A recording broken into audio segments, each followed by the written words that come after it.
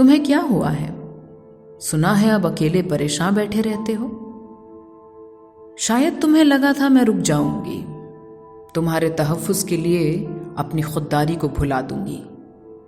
ان اینٹ پتھروں سے بنے کمروں کے بیچ جو تم بیٹھ کر ہنستے بولتے رہتے تھے، وہ مکان جس کی بناوٹ پر تم خود پر فخر کیا کرتے تھے، کبھی سوچا نہیں تھا نا کہ ان اینٹ پتھروں میں جان کس نے ڈالی تھی؟ آج تنہا بیٹھے سگریٹ کے کش بھر رہے ہوگے، انہی اینٹ پتھروں کے دیواروں کو تاک رہے ہوگے۔ نہ جانے تم جیسے مردوں کو کیا ملتا ہے اپنی عورتوں کو گھر سے بے گھر کرنے میں۔ کسی بات پہ رنجشیں ہوئی نہیں کہ زندگی اور گھر دونوں سے نکالنے کی دھمکیاں دینے لگتے ہو۔ اپنی ہتھیلیوں میں کاغذ کے روپیوں کو دیکھ تمہیں لگتا ہے تم ہی محافظ ہو۔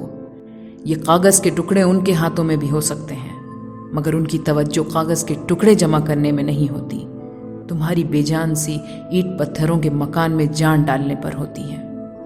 اور تم ان کو اپنے گھروں سے باہر نکال کر خود کو سکندر سمجھنے لگتے ہو۔ ارے فرشتوں کو بھی جسم سے روح نکالتے وقت افسوس ہوتا ہوگا، مگر تم اپنے تکبر میں بھول جاتے ہو کہ جو خدا تمہیں اینٹ پتھروں کے مکانوں کو بنانے کی صلاحیت دیتا ہے، وہی ان عورتوں کو ان میں جان ڈالنے کی قوت بھی عطا کرتا ہے۔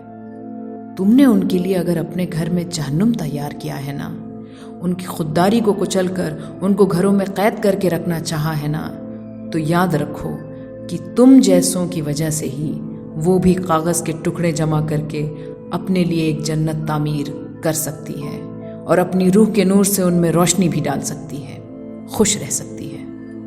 مگر پتہ ہے افسوس کی بات کیا ہے؟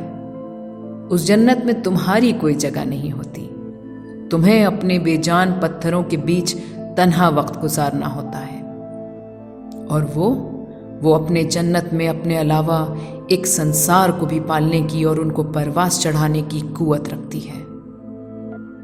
اب اکیلے بیٹھے قسمت کو قصوروار نہ کہو، مجھے اپنی زیست کا حصہ نہ بنا کر، مجھے اپنے گھر سے بے گھر کر کے تم نے اپنے جسم سے ہی اپنی روح کو جدا کیا ہے۔ میں نے کوئی ظلم نہیں کیا ہے تم پر۔